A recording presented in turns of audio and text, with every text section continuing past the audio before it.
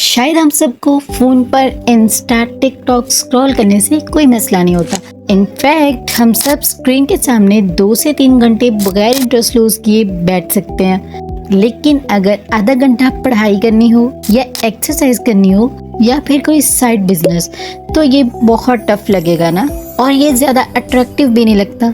हालांकि हम सब जानते हैं स्टडी, बिजनेस करना या कोई भी ऐसा प्रोडक्टिव काम करना जो कि फ्यूचर में आपको बहुत ज़्यादा बेनिफिट्स देने वाला है, लेकिन हमसे नहीं होता। लेकिन आप भी कुछ लोग तो मुश्किल काम बहुत आसानी से कर लेते हैं, तो हम क्यों डिस्ट्रैक्ट होते रहते हैं? इसका आंसर ये है, हमारे दिमाग में एक केमिकल होता है डोपामिन। अक्सर लोग डोपामिन को खुशी का हार्मोन समझते हैं, लेकिन हकीकत इससे डिफरेंट होती है। डोपामिन दरअसल खुशी नहीं देता, ये वो चीज़ है जो आपको कुछ करने की तरफ अट्रैक्ट करती है, जो आपको उठने, कोशिश करने और कुछ हासिल करने पे मजबूर करती है। अगर कोई काम करने पर आपको मज़ा आ रहा है, आप वो काम बार बार करेंगे। कहीं जाना हो, कुछ पिज़्ज़ा पार्टी का प्लान हो, तो ब्रेन से डोपामिन रिलीज होगा। बेशक बाद में आपको बहुत बुरा ही क्यों ना फील होता हो, लेकिन दिमाग को इसकी परवाह नहीं है कि ज्यादा डोपामिन वाला काम आपके लिए फायदेमंद है या फिर नुकसानदेह। वो सिर्फ डोपामिन ज्यादा रिलीज करना चाहता है। फॉर एग्जाम्पल, एक ड्रग्स का आदी इंसान वो जानता है कि वो क्या कर रहा है, लेकिन इसकी ख्वाहिश होती है कि वो मजीद ड्रग्स ले। तो आप भी ज्यादा डोपामिन से क्या कोई नुकसान होता है? हाँ, हमारी बॉडी में एक निज़ाम होता है, इसको कहते हैं होम्योस्टेसिस। इसको मैं सिंपल वर्ड्स में समझाती हूँ।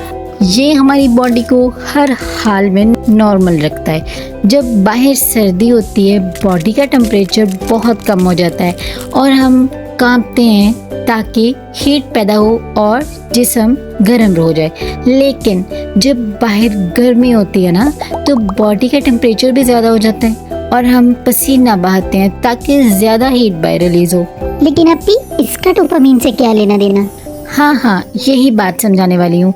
जब कोई इंसान बहुत मीठी चाय पीने का आदी होता है ना, तो उसको नॉर्मल चाय भी फीकी लगेगी।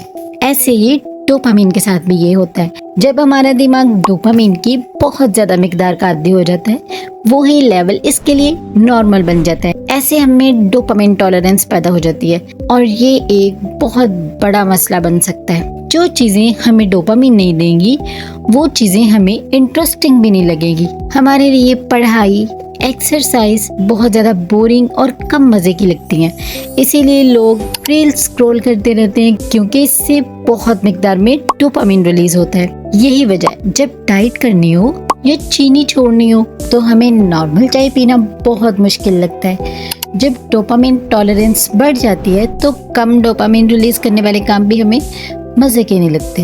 तो आप भी हम वापस पढ़ाई, एक्सरसाइज और बिजनेस वगैरह में कैसे इंटरेस्ट ले सकते हैं? लोग समझते हैं इसका सोल्यूशन ये है कि फ़ोन फेंक दो, लेकिन हकीकत में सोल्यूशन बहुत सिंपल है।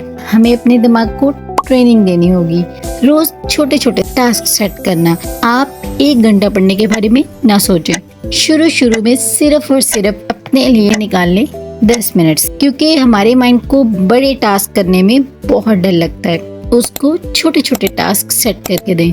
अगर आपने एक्सरसाइज करनी है तो 5 मिनट से स्टार्ट करें। एंड सेकेंडली, जब भी कोई काम करने लगे, मोबाइल को दूर रख के अपने काम पे फोकस करें।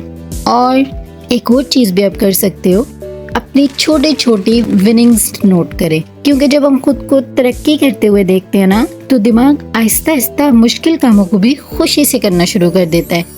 फॉर एग्जाम्पल, 2 दिन आपने 5 मिनट वॉक किए, तो अपने आप को एक रिवार्ड देंगे, हाँ ये मैंने कर लिया। अगर आपने 10 मिनट टास्क सेट किया था कि मैं 10 मिनट पढ़ूंगी, और अगर 10 मिनट वो टास्क पूरा किया, तब भी अपने माइंड को ये फील करवाएं कि मैं जीत गई हूँ, मैंने ये काम कर लिया है। और आप भी अगर हम फेल हो गए तो कोई बात नहीं, दोबारा स्टार्ट कर लें, क्योंकि डिसिप्लिन का मतलब ये तो नहीं होता कि आप कभी फेल ही नहीं होंगे। डिसिप्लिन का मतलब ये होता है गिरने के बाद दोबारा वापस आना। और शायद आज की वीडियो का यही मैसेज है। आपको ये वीडियो अच्छी लगी होगी तो मैं आपकी बहुत थैंकफुल होगी अगर आप लाइक के बटन को हल्के से प्रेस कर दें, क्योंकि YouTube का एल्गोरिथम देखता है कि लोग किस तरह के वीडियोस पसंद करें और वो ज़्यादा लोगों तक पहुंच जाता है। इस तरह बहुत सारे लोग अपनी ज़िंदगी बेहतर बनाने का सफ़र शुरू कर सकते हैं। Thanks for watching.